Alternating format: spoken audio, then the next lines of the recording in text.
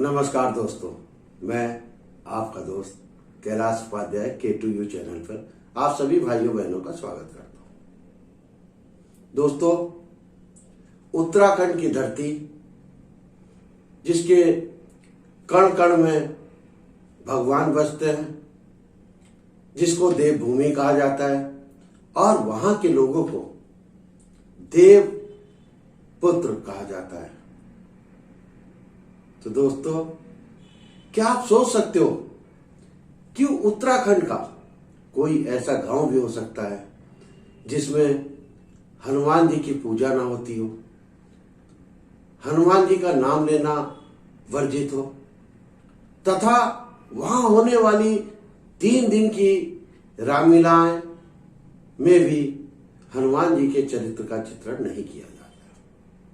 तो आज हम लोग लेके आए उत्तराखंड के एक ऐसे गांव की कहानी जिसका नाम दोरनागिरी गांव है। दोरनागिरी गांव के ऊपर बागनी ऋषि पर्वत और नंदी कुंड जैसे कुछ चर्चित स्थल भी है, जहां पर ठंड के समय में काफी बर्फ जमी होती है। लोग वहां पे ट्रैकिंग करने जाते हैं। 6 महीने बसने वाले दोरनागिरी गांव की सिर्फ एक यही खूबी नहीं है, बल्कि अन्य कई खूबियां भी हैं। तिब्बत से सटे इस गांव में लोग दोरनागिरी पहाड़ को अपना भगवान मानते हैं और यह गांव साल में 6 महीने आबाद होता है। शीत के समय यहाँ बर्फ का साम्राज्य रहता है। यहाँ पर भूटिया समुदाय के लोग रहते हैं।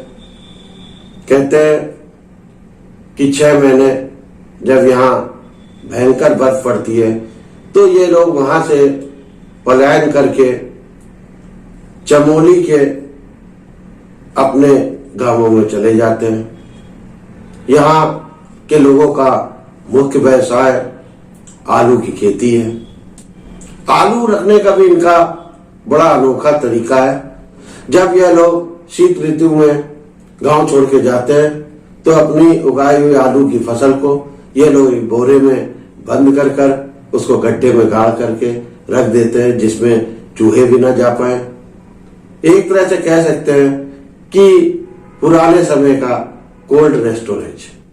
12,000 फुट की ऊंचाई पे बसे हुए इस गांव में लगभग 100 परिवार रहते हैं। सर्दियों में ये लोग दोरनागिरी गांव को छोड़ के चले जाते हैं और गर्मियों में मई के महीने में ये वापस अपने गांव आते हैं। आलू यहाँ फसलों का राजा है। इतनी ऊंचाई पे होने के कारण यहाँ पर ज्यादा फसलें तो हो नहीं पाती हैं।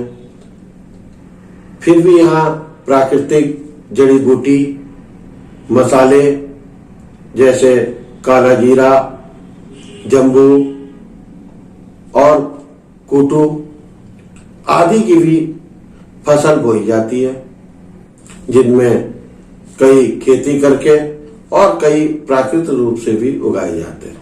वर्तमान में कीड़ा जड़ी या यारसा गंबू नाम की एक औषधि भी यहाँ पाई जाती है। प्राकृतिक रूप से बनी हुई इस जड़ी को भी लोग ढूंढते हैं।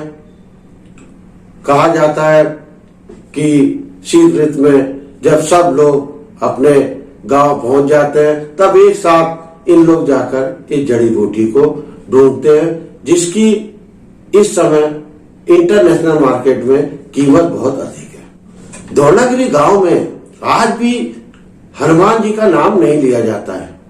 यहां तक कि वहां होने वाली 3 दिन की रामलीला में भी हनुमान जी का प्रसंग नहीं खेला जाता है। मान्यता है कि दोरनागिरी गांव में उनके आराध्य देव दोर्ण पर्वत है और उन लोग उसकी पूजा करते हैं। कहते हैं त्रेता युग में जब लक्ष्मण को शक्ति लगी और वो मूर्छित हो गए थे तो उनकी जान बचाने के लिए सुसेना वैद्य के कहे अनुसार हनुमान जी दोर्ण पर्वत पे इस संजीवनी जड़ी को लेने के लिए पहुंचे थे। गांव में पहुंचकर उन्होंने काफी लोगों से इस बारे में पूछा कि संजीवनी बूटी कहाँ है, लेकिन किसी ने उनकी सहायता नहीं की। थक हार कर वो जब परेशान होके बैठ गए तो एक बूढ़ी औरत को इन पर दया आई और उसने अंगुली के इशारे से इनको संजीवनी बूटी की जगह का पता बता दिया। हनुमान जी जब वहां पर पहुंचे तो इतनी जड़ी बूटियों के बीच में वो संजीवनी बूटी को नहीं पहचान पाए।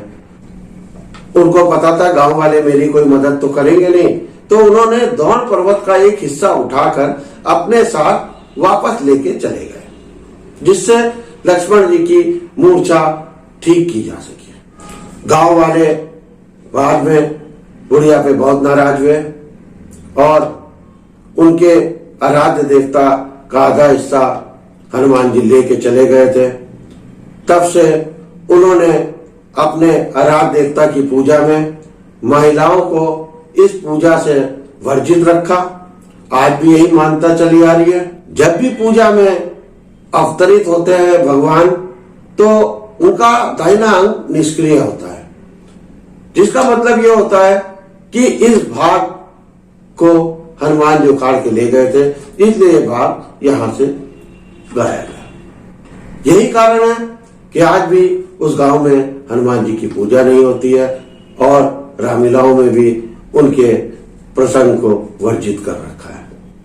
तो दोस्तों, ये थी कहानी धौलगिरी पर्वत की। आपको कैसी लगी ये कहानी हमें जरूर बताइएगा। अगर आपको ये कहानी पसंद आई तो हमारे चैनल को सब्सक्राइब, लाइक और बेल के बटन को जरूर दबाइएगा, जिससे आने वाले हमारे नए वीडियो आप तक पहुंच सके। अगली कड़ी में उत्तराखंड के छुए अनछुए पहलुओं में एक नई कहानी, एक नई किस्सों के साथ आपका दोस्त कैलाश उपाध्याय फिर आपके समक्ष उपस्थित होगा। तब तक के लिए अपने दोस्त कैलाश उपाध्याय को आज्ञा दीजिए। नमस्कार, जय हिंद, जय भारत, जय उत्तराखंड।